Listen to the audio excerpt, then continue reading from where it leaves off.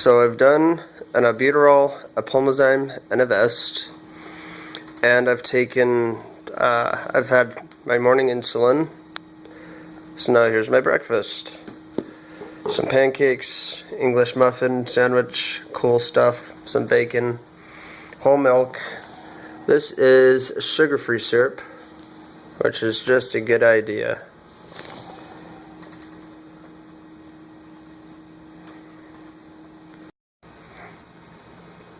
Here I got myself an excellent lunch. Got a hamburger there with some toppings there. Got some steamed broccoli in here. Whole milk, coffee, and oh excellent, a BLT. Cool. This looks good.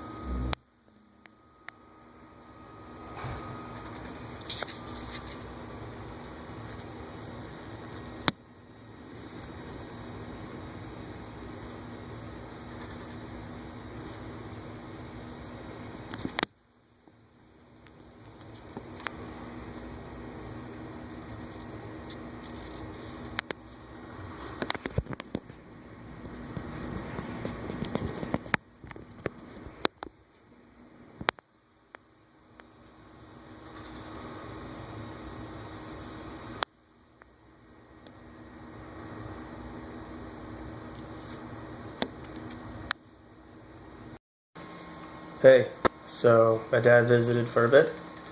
That was pretty cool. My hand is shaking terribly. I'm about to explain that. I had lunch. It was a BLT sandwich and a burger with some lettuce, some tomato, some mustard. They were both pretty dry. That's a bit different for the burger. Usually the burgers are pretty good. But I ate them all, or about 90% of each, with like 2 cartons of whole milk, a cup of coffee, something else, broccoli. I'm having more steamed broccoli because vegetables are good for the body. This I know, but from life experience. And the reason my hands are shaking more than usual is because I've been ordering my food specifically around carbs, which I should have been doing for years, and I haven't, because I'm a fool and I am lax in regards to my own health and my treatment of therein. So that explains that. But specifically, I've been ordering each meal around a carb base count of 100, and my hand is shaking. So we're adjusting my insulin to meet that, because this morning, this is good news, my blood sugar is at 130. Hey, that's the first time they've gotten a number below 150 or below 190, so that's crazy fun. And then before I had lunch, they tested my blood sugar because they're very good at their jobs. And it was 83, which is kind of good in that it's much closer to the range that they want it at. It is also below 90, which I didn't care for. So that was a while ago when I had lunch and some insulin, and now I can feel it dropping again, which medically speaking is good, because having low blood sugars is technically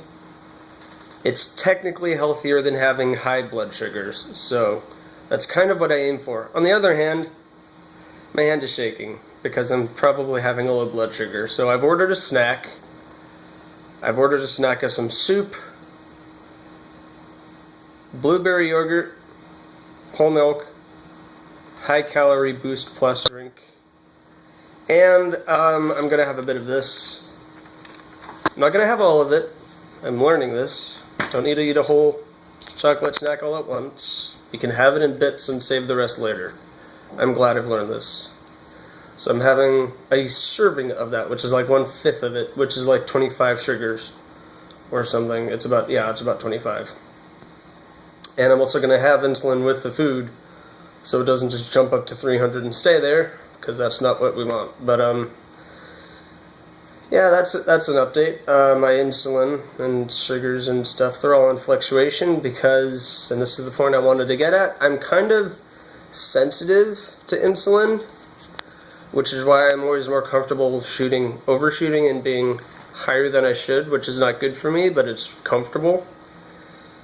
Because when I keep my diet in a healthy range of like 100 carbs per meal, and then I have the doctor recommended dosage of insulin, 80. Doesn't feel good. Feels bad. Because I'm sensitive to insulin. That's just kind of how it works, is either I have no happy medium. Either I'm comfortable at 200, which is a no-no, or I feel awful at 80, which is technically safe. Again, just in how diabetes works with sugars. Technically it's safer, but it feels awful. So that's what it means to be insulin sensitive. So here's the other thing about being sensitive, is when my blood sugar drops, it drops quickly. Because 5 minutes ago I was saying, oh, I don't feel too good. I feel pretty awful. In just like 5 minutes, geez, I'm having a cold sweat right now. So it doesn't just go, it goes. Hey there. I had dinner. It was really nice. I showered. And I won't go into detail, but I'll say that when you have a constant histamine rash on your arms and you expose it to steaming hot water, it invokes a few prayers. That felt so good to get some hot water onto the rash. It's just such a nice feeling. Like it itches it, hot water. Anyway, dinner was really good. I had some salmon, a quesadilla, mashed potatoes that had some gravy and butter on it, which it turns out was essentially the missing ingredient. I've found the potatoes to be subpar in their flavor. They needed some butter. They probably don't add any whatsoever before it gets up here. 2 milks, 2 low sugar, high calorie boost drinks, and broccoli. I'm putting broccoli in my food with my food because I remember vegetables are good for you, and I like steamed broccoli enough.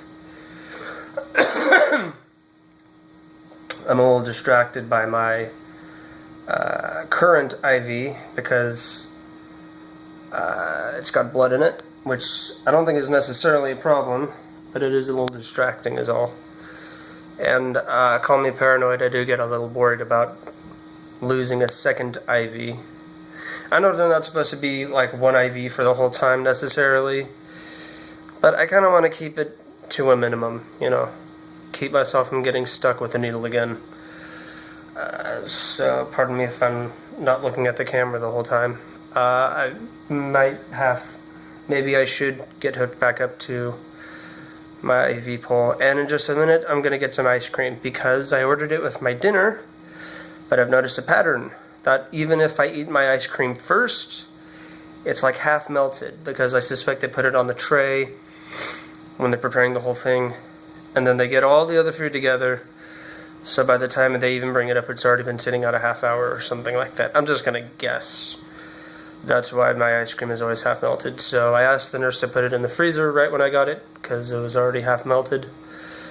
And then she said, okay, but after your shower, you have to eat your ice cream. And I said, oh, if I have to, because I guess they don't want things sitting in the freezer all night, which is a pretty good policy, because then nothing ever sits there and gets old, because every night you just throw everything away because you're supposed to eat all of your food.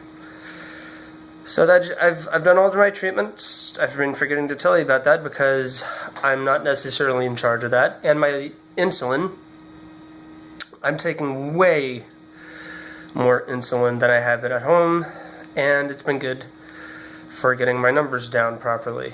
I think now my regimen is I take 20 units of long-acting in the morning and 10 in the evening, which seems like a good idea given that my numbers have been high the entire time, and a whole bunch of short-acting insulin throughout the day. Like before dinner I had 21 units to accommodate all the food I was having, and that was just before dinner.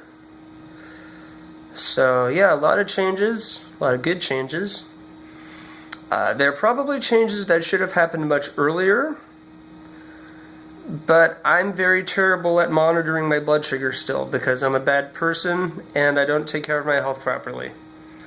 And that's something that I need to learn about myself to fix it, because if I think that I'm okay and honky-dory and healthy, and I say honky-dory because I almost said health and okay at the same time, so I said okay.